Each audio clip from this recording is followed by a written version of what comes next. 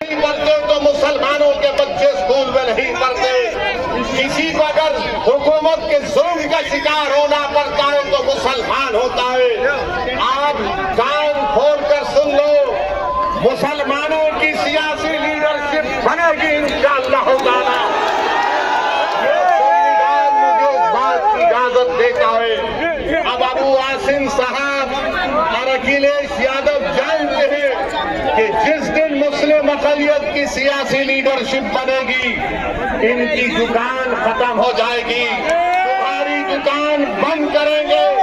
जो तुम खून चूसते हो हमारा और आवाम का कोई फायदा नहीं करते। मेरे अजीज दोस्तों और बुजुर्गों, मैं आपको बताना चाह रहा हूं कि गोवंडी से अगर ड्रग्स का खात्मा करना है तो 15 तारीख को पतंगकोट देना है।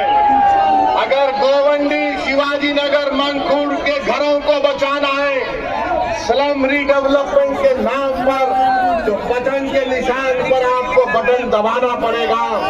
मेरे अजीज दोस्तों और बुजुर्गों, मजलिस का पैगाम क्या है? सुन लो, कुछ नहीं होने वाला, कुछ नहीं होने वाला। मजलिस का पैगाम क्या है? मजलिस का पैगाम इंडिविजुअल नहीं है। मजलिस ये नहीं कहती कि एक शख्स को देखो, मजलिस कहती है इज्तिमाइयत को देखो। कलेक्टिव की बात, कलेक्टिव रिस्पांसिबिलिटी की बात मजलिस इत्तेहाद अल मुस्लिमीन करती है। समाजवादी बोलती है एक शख्स को दो।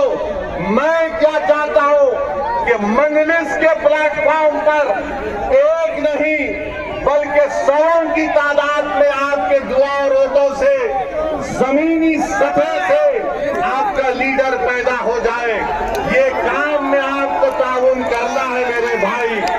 लीडरशिप को बनाना है जो आपकी आवाज में बात करेगा, जो आपके तकालीफ और मसाइल को बयान करेगा। और फिर जनाब अबू आसिम साहब ने इसी जगह पर एक प्रोग्राम किया और कहा 30 साल बेमिसाल।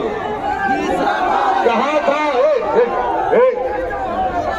30 साल बेमिसाल कहा था। अब मेरा जवाब अबू आसिम साहब आपके लिए है कि 20 साल गोवंडी बेहाल,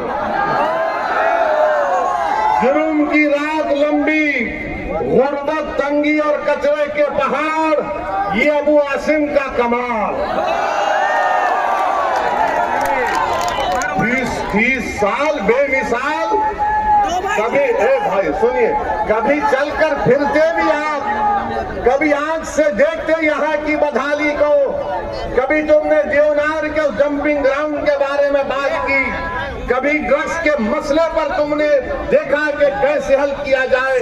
मैं जिम्मेदारी के साथ कह रहा हूं, मैं यहाँ पर बैठकर मजलिस के इन तमाम